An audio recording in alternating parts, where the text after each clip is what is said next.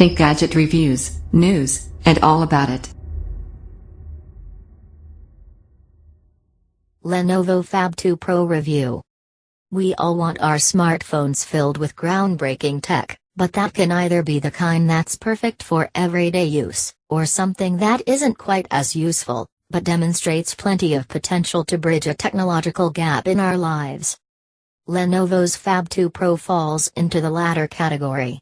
It's the world's first smartphone with Project Tango, Google's foray into augmented reality, AR. Wait. Haven't we seen this all before? Well, yes and no. It sounds a lot like the setup you'll find in Dell's Venue 8 7000 tablet. That used an Intel RealSense camera setup, and could do clever stuff like measuring objects just by pointing the lens at them.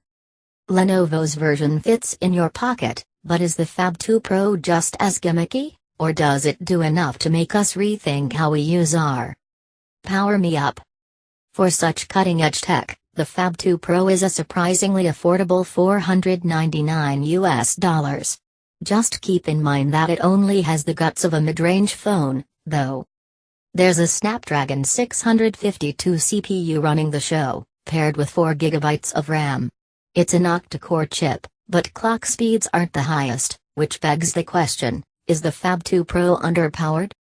With modest Geekbench scores of 1,474, single-core, and 3,540, multi-core, it gets the job done on paper. In real-world use too, the phone is zippy enough to get you through your daily routine without any noticeable lag or slowdown. Loading up a Tango-enabled app does, however, feel a little on the slow side. The experience is generally fine once you're using it though, so we're not too worried. 3D models are rendered quickly enough and it doesn't feel too sluggish, albeit barely, but more on that later.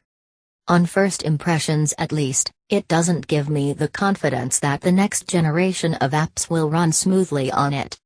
You get 64 GB of onboard storage, and there's a microSD card slot too, so you won't run out of space in a hurry. Like most other phones, though, the slot also accommodates a second SIM card, meaning that it's shared. Pretty standard fare here. The incredible bulk? Performance aside, the Phab2 Pro otherwise feels like a premium phone. It's certainly quite well made.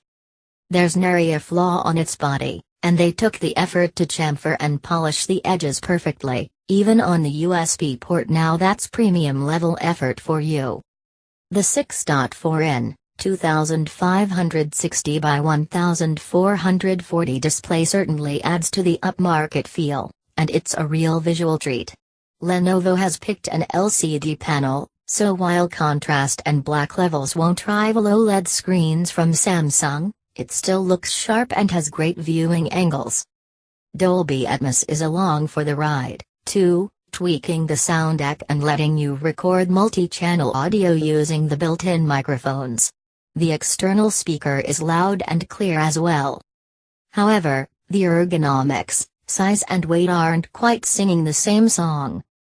Nothing can disguise the fact that this is a rather bulky and heavy phone. I couldn't change volume and then use the fingerprint sensor without changing my grip first. You just can't reach it all, and it slides off non-flat surfaces easily when you put it down. It would be tricky to make the phone any slimmer though, seeing as it's packed with cameras and sensors. You get an RGB camera, a time-of-flight camera, a motion tracking camera, and an IR depth sensor, in addition to the usual array of motion sensors to make Tango possible. The large, 4050 mAh battery probably didn't help, either, but it does let you go for well over a day between charges. Stay away from power-intensive apps, and the Tango AR modes, and you'll be waking up on day 3 with a small amount of juice left. Standard snapper.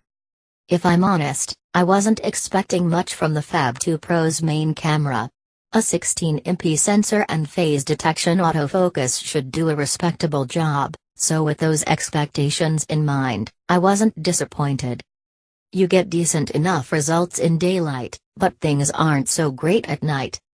Image quality is decent enough, provided you have the right amount of light.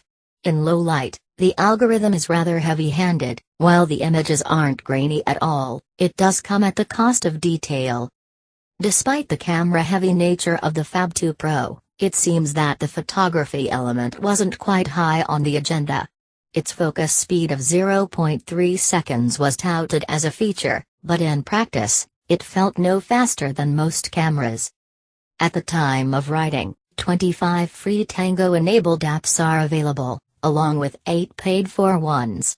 They run a gamut of genres, from racing games, first-person experiential apps, and amusing ones like Hollow, where you simply place modeled characters into your environment. In all honesty, not all apps are useful, although they do show the sheer potential of what is to come. The ones that best help you appreciate the benefits of AR are the simple ones like Measure, a virtual tape measure that can give a relatively decent approximation through the cameras. Apps like Close Vision and iStaging let you virtually place furniture around your house before you buy, if you live in the US, anyway, so you can have an idea of whether they'll fit, or suit the decor. Apps still need work, and it's anyone's guess as to how they'll improve in the next year. If the existing hardware struggles now, it might keel over when more advanced stuff shows up, so it's a leap of faith on that account right now.